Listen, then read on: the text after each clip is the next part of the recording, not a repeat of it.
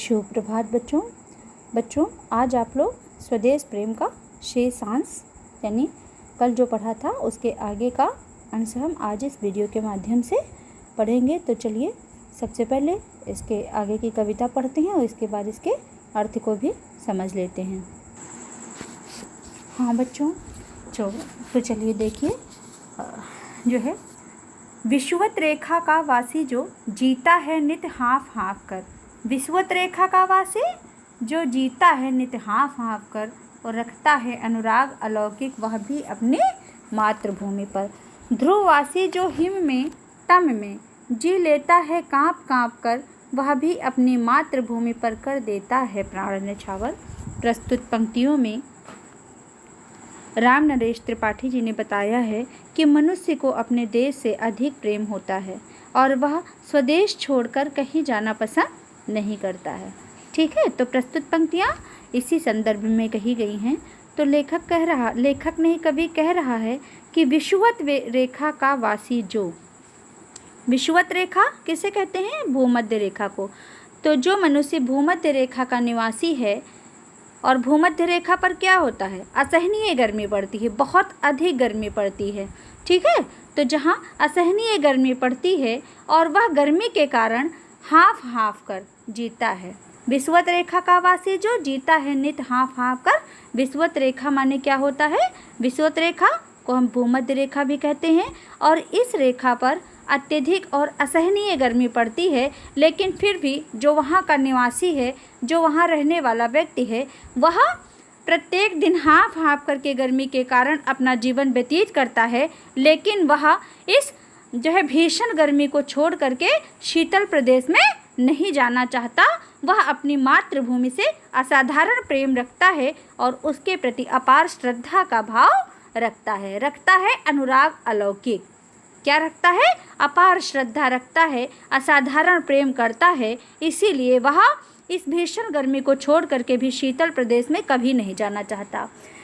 वह भी अपनी मातृभूमि पर ध्रुववासी जो हिम में तम में जी लेता है काँप काँप कर, और वह भी अपनी मातृभूमि पर कर देता है प्राण न्यौछावर। और ध्रुव प्रदेश, ध्रुव का मतलब समझते हैं? जहाँ सदैव बर्फ जमी रहती है। जो मनुष्य ध्रुव प्रदेश का रहने वाला है, ध्रुववासी जो, और जो मनुष्य ध्रुव प्रदेश में रहने वाला है, ध्रुव प्रदेश की विशेषता क्या है?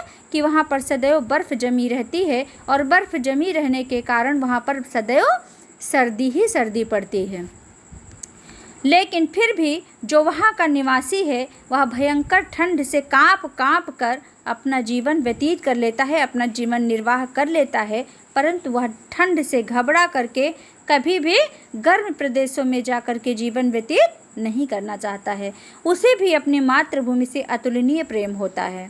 ठीक है, क्या कहा है? ध्रुववासी जो, यानी जो ध्रुव प्रदेश में रहने वाला निवासी है, जो है वहाँ पर निवास करने वाला व्यक्ति है, वह कैसे अपना समय व्यतीत करता है? जहाँ पर सदैव बर्फ जमी रहती है, भयंकर सर्दी पड़ती है, वहाँ उस भयंकर ठंड में काँप काँप करके अपने जीवन का निर्वाह कर लेता है। परंतु वह जो है गर्म प्रदेशों में आने का प्रयास नहीं करता है, अपना जीवन वहीं व्यतीत करता है जो उसका अपना देश है। उसे भी अपनी मातृभूमि से अतुलनीय प्रेम होता है। वह भी अपनी मातृभूमि पर कर देता है प्राण न्यौछावर और अपने देश की रक्षा के लिए वह उस पर अपने प्राणों को न्यौछावर कर देता है। ठीक है बच्चों, तो चलिए इसका काव्यगत सौंदर्य थोड़ा देखिए। यहाँ पर कवि ने प्रस्तुत पंक्तियों में स्पष्ट किया है कि मानव को अपनी मातृभूमि से स्वाभाविक प्रेम होता है और इन पंक्तियों में स्वदेश प्रेम की प्रेरणा भी दी गई है। भाषा सरल और खड़ी बोली है, शैली विवेचनात्मक है, रस वीर रस है, गुण ओज गुण है। मैंने आपको बताया था कि जहाँ वीर रस होगा वहाँ पर ओज गुण स्वाभाविक रूप से ही हो जाएगा।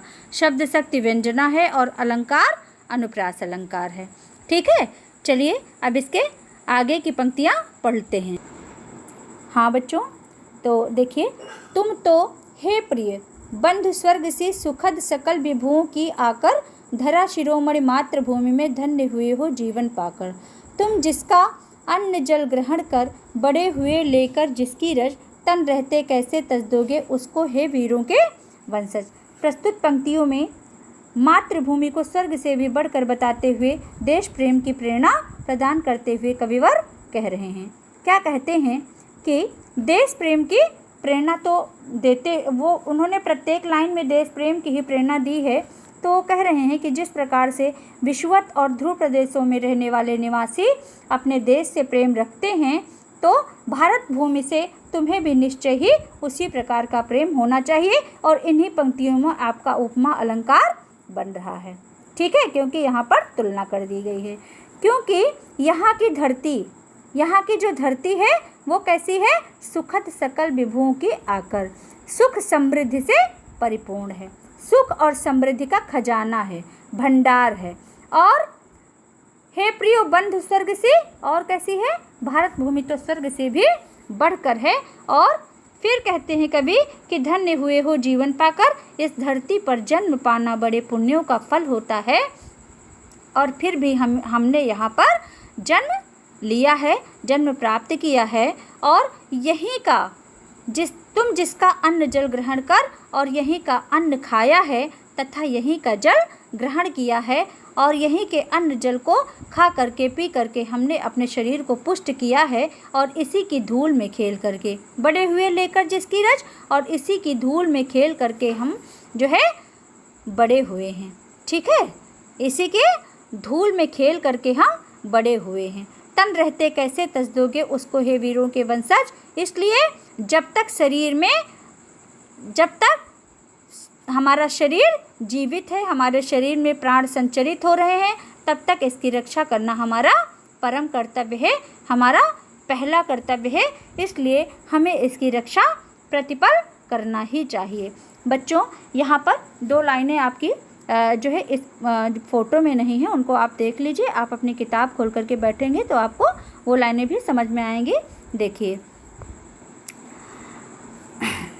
यहाँ तक आपने पढ़ा वंशज तक। और अब देखिए, जब तक साथ एक भी दम हो अवशिष्ट एक भी धड़कन। प्रस्तुत पंक्तियों में कवि कह रहे हैं कि जब तक साथ एक भी दम हो, जब तक हमारी सांसें चल रही हों और जब तक हमारा हृदय धड़क रहा हो अवशिष्ट एक भी धड़कन, यानी हमारे अंदर एक भी धड़कन अवशेष रह गई हो, धड़कनें चल रही हों, तब तक रखो आत्मगौरव से ऊंची पलके, ऊंचा सिर ऊंचा मन। और तब तक हमें अपने देश का गौरव ऊंचा रखना होगा।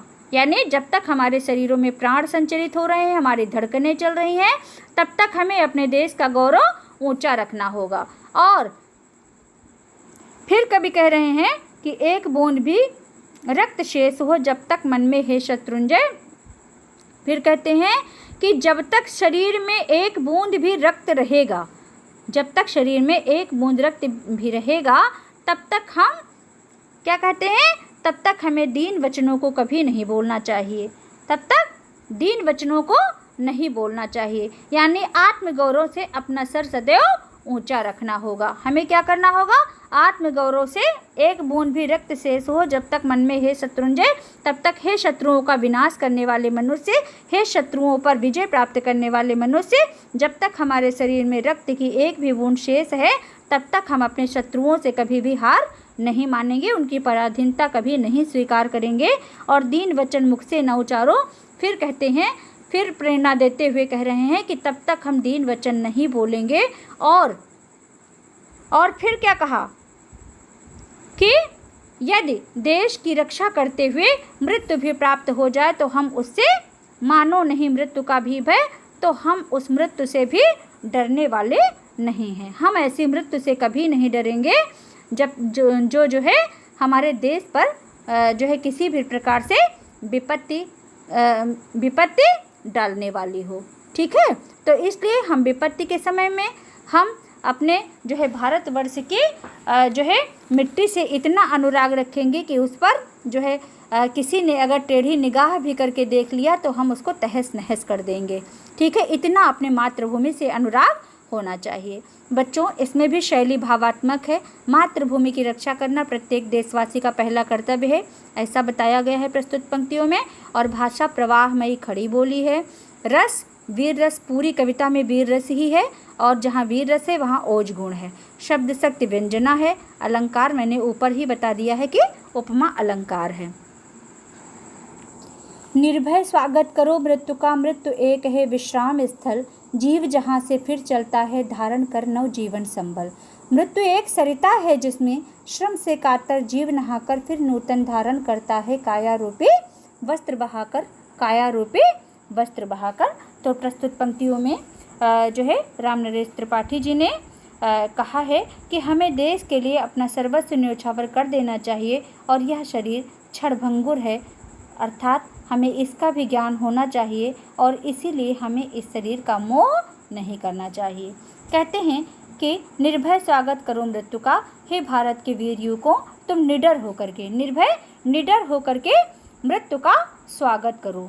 ठीक है, तुम मृत्यु से डरो नहीं, क्योंकि मृत्यु एक विश्राम स्थल है, क्योंकि मृत्यु तो एक ऐसा स्थान है जहाँ पर मनुष्य अपने जीवन भर की सारी थकान को दूर कर देता है। ठीक है, मृत्यु एक विश्राम स्थल है, जीव जहाँ से फिर चलता है धारण कर नव जीवन संबल। कहते हैं कि तुम मृत्यु से डरो नहीं, मृत्यु तो ऐसा स्थान है जहाँ पर मनुष्य अपने जीवन भर की सारी थकान को दूर करके आराम प्राप्त करता है, उसे जहाँ पर जो है अत्यंत ही आराम का अनुभव होता है। ठीक है, कहाँ पर? जब मनुष्य मृत्यु को प्राप्त कर लेता है वहाँ पर, क्योंकि मृत्यु एकमात्र वह स्थान है जहाँ से मानव अपने पुराने शरीर को त्याग करके नवीन जीवन का आधार ग्रहण करता है। जीव जहाँ से फिर चलता है धारण कर नव जीवन संबल, अर्थात मृत्यु एकमात्र वही स्थान है जहाँ से मनुष्य अपने पुराने शरीर का परित्याग करके, उसे त्याग करके और नवीन जीवन का आधार ग्रहण करता है। क्योंकि बच्चों श्रीमद् भगवद गीता में लिखा हुआ है कि मनुष्य का शरीर कभी नहीं, मनुष्य का जो शरीर है वही क्षणिक होता है, वही क्षणभंगुर होता है, ना कि आत्मा। ठीक है, आत्मा कभी भी जो है ना ही मरती है और ना मारी जाती है, नायम हन्ति ना हन्यति, अर्थात जो आत्मा है वो कभी ना मरती है और ना ही मारी जाती है। फिर कभी कहते हैं मृत्यु एक सरिता है जिसमें श्रम से कातर जीव नहाकर फिर नूतन धारण करता है काया रूपी वस्त्र बहाकर। फिर क्या कहते हैं कि मृत्यु तो एक ऐसी सरिता है, एक ऐसी नदी है जिसमें स्नान करके मनुष्य अपने जीवन भर के परिश्रम और श्रम माने थकान, तो श्रम माने थकान और कातर माने दुखी, कातर माने दुखी। तो कविवर कह रहे हैं प्रस्तुत पंक्तियों में कि मृत्यु एक ऐसी नदी है, एक ऐसी सरिता है जिसमें स्नान करके मनुष्य अपने शरीर, अपने जीवन भर की थकान को, अपने परिश्रम को त्याग देता है तथा उत्साह और उल्लास का अनुभव करता है। फिर नूतन धारण करता है काया रूपी वस्त्र बहाकर, क्या करता है? तथा उत्साह और उल्लास, उत्साह और उमंग का अनुभव करता है। वह अपने पुराने वस्त्र रूपी शरीर का त्याग करके, वह अपने पुराने वस्त्र रूपी शरीर का त्याग करके नवीन वस्त्र के समान नए शरीर को धारण कर लेता है। इसीलिए हमें निर्भीकता और उल्लास के साथ मृत्यु का स्वागत करना चाहिए। बच्चों, यदि आपने ये श्लोक पढ़ा होगा, नैनम छिन्दन्ति शस्त्राणि नैनम दहति पावकः न चैनम क्लेदयन्तापो न शोषयति मारुतः, तो इसमें भी आत्मा का वर्णन किया गया है कि इस आत्मा को कोई शस्त्र काट नहीं सकते, वायु गीला नहीं कर सकती और आग जला नहीं सकती और वायु सुखा नहीं सकती। इसलिए यह आत्मा अजर और अमर है। और ठीक इसी जो है क्रम में एक श्लोक और आप लोगों ने पढ़ा होगा, 8th क्लास में ही पढ़ा होगा कि वासांस जीर्णानि यथा विहाय नवानि गृह्णाति नरो अपराणि, और तथा शरीराणि विहाय जीर्णा नवानि गृह्णाति नरो अपराणि, अर्थात जिस प्रकार कोई जो है व्यक्ति अपने पुराने वस्त्रों का परित्याग करके नए वस्त्रों को धारण करता है, ठीक उसी प्रकार से जो एक व्यक्ति है वो अपने वृद्ध और रुग्ण शरीर का परित्याग करके नए शरीर को धारण करता है। आप चाहें तो इसके भाव साम्य में, इसके उदाहरण में ये श्लोक लिख करके इसका अर्थ स्पष्ट कर सकते हैं, आपको और भी अच्छे नंबर मिलेंगे। हाँ बच्चों, और इसकी अंतिम पंक्तियां हैं, ये भी आप देख लें। सच्चा प्रेम वही है जिसकी तृप्ति आत्मबलि पर हो निर्भर, और त्याग बिना निष्प्राण प्रेम है, करो प्रेम पर प्राण निछावर। देश प्रेम वह पुण्य क्षेत्र है, अमल असीम त्याग से विलसित, और आत्मा के विकास से जिसमें मनुष्यता होती है विकसित। सच्चा प्रेम वही है जिसकी तृप्ति आत्मबल पर हो निर्भर।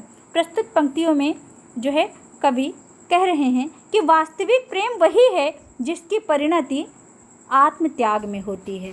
ठीक है, कवि क्या कह रहे हैं कि सच्चा प्रेम वही है जिसकी तृप्ति आत्मबलि पर हो निर्भर। क्या कह रहे हैं कि वास्तविक प्रेम वही होता है जिसकी परिणति आत्मत्याग में होती है। ठीक है, आत्मत्याग करने में ही होती है, अर्थात सच्चा प्रेम आत्मत्याग पर निर्भर है। जहाँ त्याग नहीं वह प्रेम व्यर्थ है। इसीलिए कवि ने कहा है त्याग बिना निष्प्राण प्रेम है। जहाँ प्रेम है वहाँ त्याग तो है ही है, त्याग तो है ही है। तो सच्चा प्रेम वही है जिसकी तृप्ति आत्मबलि पर हो निर्भर, और त्याग बिना निष्प्राण प्रेम है, करो प्रेम पर प्राण न्यौछावर। कहते हैं कि वास्तविक प्रेम वही है जिसकी परिणति आत्मत्याग में होती है, अर्थात सच्चा प्रेम आत्मत्याग पर ही निर्भर है।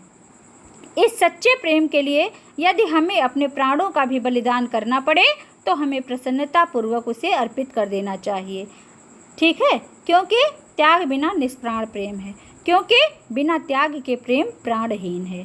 त्याग के बिना प्रेम का कोई अर्थ नहीं है, वह प्राणहीन है। तात्पर्य यह है कि सच्चे प्रेम के लिए त्याग की भावना परम आवश्यक है, और देश प्रेम वह पुण्य क्षेत्र है अमल असीम त्याग से विलसित, आत्मा के विकास से जिसमें मनुष्यता होती है विकसित। और फिर कहते हैं कवि कि देश प्रेम वह पुण्य क्षेत्र है। देश प्रेम एक ऐसा पवित्र क्षेत्र है जो कि अमल माने निर्मल और असीम माने जिसकी कोई सीमा ही ना हो। तो अमल असीम त्याग से विलसित, जो कि निर्मल और निःसीम असीमित त्याग के बल पर ही सुशोभित होता है, अर्थात देश प्रेम की शोभा निर्मल त्याग पर ही निर्भर करती है।